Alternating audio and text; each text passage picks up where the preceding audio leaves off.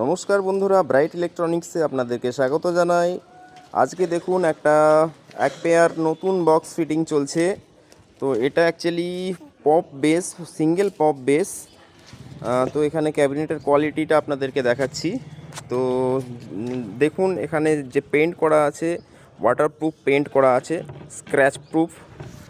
সঙ্গে আমি এখানে যে কভার দিয়েছি সে কভারটা দেখুন ওয়াটারপ্রুফ কভার আছে।